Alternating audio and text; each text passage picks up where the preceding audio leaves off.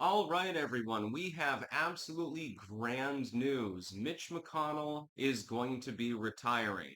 He already retired as Senate leader, but now he's decided, yeah, at the end of his term, he's just going to leave.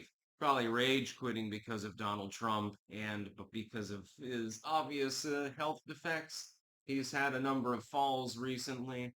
He's clearly mentally scrambled, but I mean, that's been the case for decades anyway, so that's not exactly news. He fell over only, I think, a couple of weeks ago and hit himself on a table. He had that one incident where he fell down, his hands were all bruised. This is a sign that a person is in steep decline. This happened with Queen Elizabeth, actually. You'll remember shortly before her death, I think it was only about a month before, she had the same like bruised hand look, like probably blood clots or something like that. It happens over and over again. When the average age of a senator is, if I recall correctly, 67, these people sometimes, if you're on the upper end of that, sometimes you're going into decline. Now, not everyone that reaches the age of Mitch McConnell is fucked up. Some people live to be 120. But the average person, when they're in their mid 80s, isn't generally, health-wise, they're not generally doing so well. We've certainly seen this with Joe Biden, for example. Mitch McConnell, though, is probably of the big three going to be the first to go. McConnell, Pelosi, and Joe Biden. I would say Mitch McConnell is going to be the first to go. He might not even serve out the rest of his full term. It's entirely possible. This is a good thing for the country, in my opinion. Mitch McConnell has repeatedly attempted to stymie the populistic movement, has repeatedly defended neoconservatism in its old Bushite form, the Bush-Obama form, and has done this for a number of decades. He's done this over and over and over again. He refuses to work with Donald Trump. He refuses to work with members of the MAGA movement. He refuses to work with the Freedom Caucus, insofar as it exists in the Senate at all. He'd much rather work with the neoliberal Democrats. He parties with Pelosi. They probably do coke together and stuff like that. Happens all the time. By the way, mm, rhetorical question. I'm sure you probably know the answer. Why is it that we never got closure on why there was so much cocaine on Mitch McConnell's yacht? How did it get there? Who brought it there? I've got questions, but we don't have any particular answers.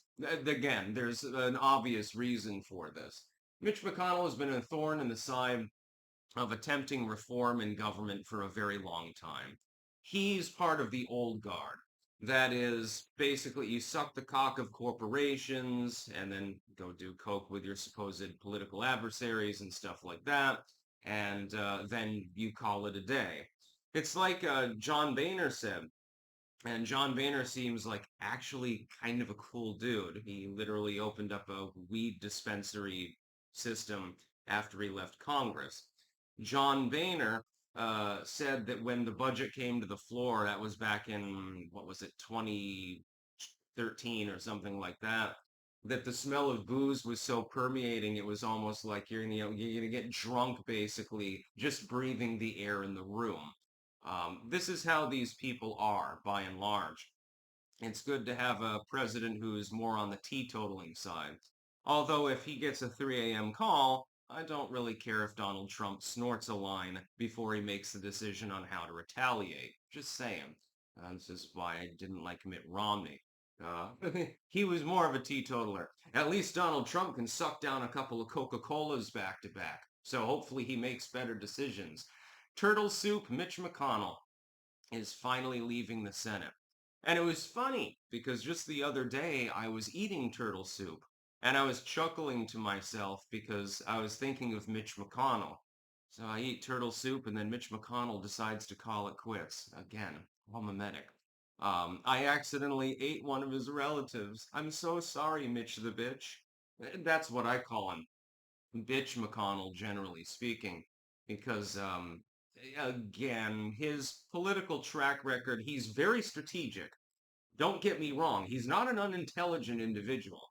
Strategically speaking, he's actually a bit of a genius, like getting judges onto the benches, and appointing cabinet members, assuming that he approves of them. He apparently doesn't like Trump's current cabinet. There's a reason for that as well. He's strategically very good.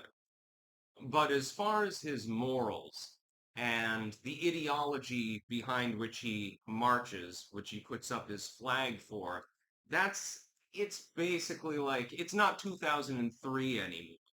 Mitch McConnell is stuck in the early 2000s, back when he was, I guess, in his mid 60s, so he was already kind of an old dude back then. He's stuck back then, and he thinks um, that the public is still going to be tolerant of that sort of politics.